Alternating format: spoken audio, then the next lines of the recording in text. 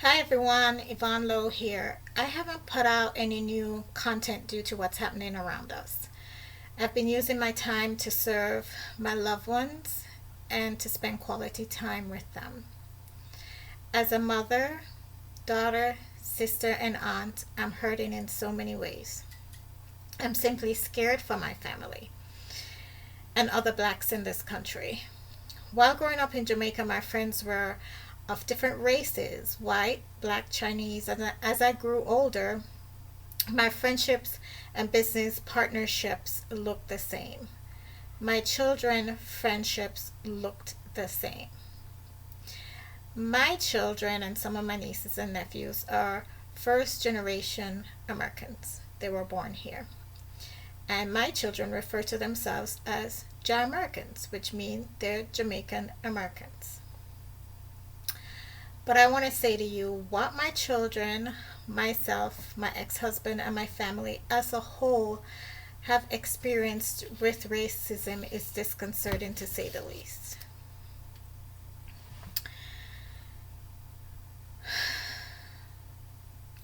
My ex husband and I were the first blacks to purchase a home and move in our neighborhood. We closed on our house New Year's Eve 1990, and we moved in our house about February 1991. And one of our neighbors next door, they did horrible things to us and they promptly moved out of the neighborhood afterwards. But then we got a younger Caucasian couple and we became friends with them. And the older Caucasian couple that were on the other side of us, our neighbors, they were pretty good and they were really nice to us as well. And we developed a friendship with both of those neighbors on either side. But there was a neighbor across the street that were really rednecks, and we never became friends the entire time while we were in that neighborhood. So I just wanted to give you some ideas of some of the things that we have endured as far as racism is concerned. And a lot of the people in my family, we have endured DWB, which is driving while black. My ex-husband did because he drove a luxury vehicle. He was always being pulled over. This was in the 1990s, and so many of the other male members of my families and my brother-in-laws and so forth, we all had to endure that. And I want to tell you that since myself and my sister, we've moved to Florida, we both have endured DWB. And that is frightening considering, what happened to Sandra Bland and other people. It's scary to think about that it could have been us. It could have been anyone in our family. I remember when my brother and sister-in-law moved to Ohio because my sister-in-law accepted a teaching position at Ohio University. I remember my brother saying that he did not want to live here in the U.S. He wanted to move back to Jamaica because he was living in an affluent neighborhood. Now here's a man well educated with a postgraduate degree, and because he's walking in his neighborhood and a Caucasian woman is sitting in a car with her child, all he hears is click on the locks of the car door just because he's walking by. And these are things that black people have had to endure, that common fear, especially black male, that they are not trustworthy. And it still continues to this day. So it is disconcerting. And as a mom, I had to have that talk with my son. When he was 16, he got his learners, and then after he learned to drive, and a lot of black moms and dads out there know what the talk is, where you have to sit down and tell them, if you get pulled over, be respectful, obey everything that they say, keep your hands on the wheel where they can see, don't make a sudden move, etc., etc. And even now, although you've had that talk, that doesn't mean anything. Now we're seeing that even having the talk doesn't mean that they're going to come home to us at night. That is disconcerting. And I have to tell you why I kind of took some time away, because I was crying on and off for 2 weeks before last week with everything that happened with George Floyd, because I know it could have happened to one of my family members, because 3 days before George Floyd was killed, my nephew Corey, who lives here in Florida also, he had a horrible incident.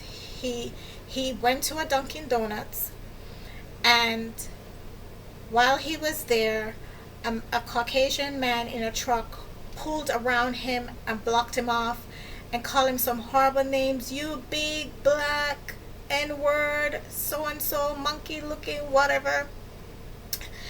And my nephew is handsome, so, but anyway, your perception, Corey is big. He won a full football scholarship to college. But the thing that could have made this dangerous is that Corey, because of the line of work he's in now, he's licensed to carry. So, but he's such a big teddy bear. That's the thing. Just like what they say about George Floyd, Corey is a big teddy bear. So Corey don't want to use, any deadly force or do anything, because that's not his personality. So he left and went to a gas station next door. And while at the gas station, another Caucasian male drove up there, and this is to tell you how bad the incident was. The Caucasian male gave him his name, his phone number, and said, if anything ever happened to you, I want you to have my contact information, or if you need me as a witness, I'll be there as a witness. So those kind of incidents, they're scary. So these incidents and more that we have, endured, it's made me fearful, but also prayerful, because I know my hope is built on nothing less than Jesus Christ and his righteousness. And I'm hopeful because some people are coming to the table to talk and learn from each other. And I'm hopeful because laws are being changed. And I'm hopeful, although there are, a lot of dead people around us, and it's very sad, I'm still hopeful, and I know we still have work to do, but I know that God is in charge, and my confidence lies in him. Paulo Coelho, he wrote this in the foreword of his 25th anniversary edition of his book, The Alchemist. Actually, hang on a sec. I'm going to go get the book, The Alchemist.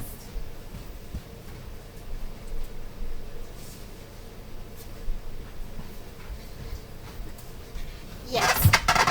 In his book, The Alchemist, this is what Paulo Coelho says in his 25th anniversary edition of the book, The Alchemist. And if you ever have a chance to read the book, The Alchemist, you should. It says, when I read about clashes around the world, political clashes, economic clashes, cultural clashes, I am reminded that it is within our power to build a bridge to be crossed. Even if my neighbor doesn't understand my religion or understand my politics, he can understand my story. Even if he can understand my story, if he can understand my story, then he's never too far from me.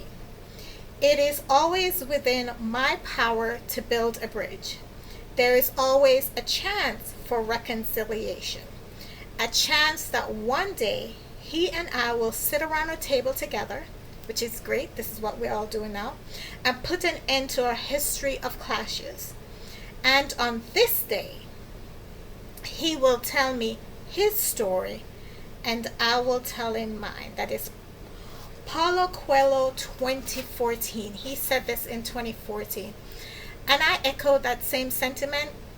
So all of that, what I've been telling you, this is my story of racism, and I pray for reconciliation and healing for a nation moving forward, because I can see the year 2020 as a tipping point for change.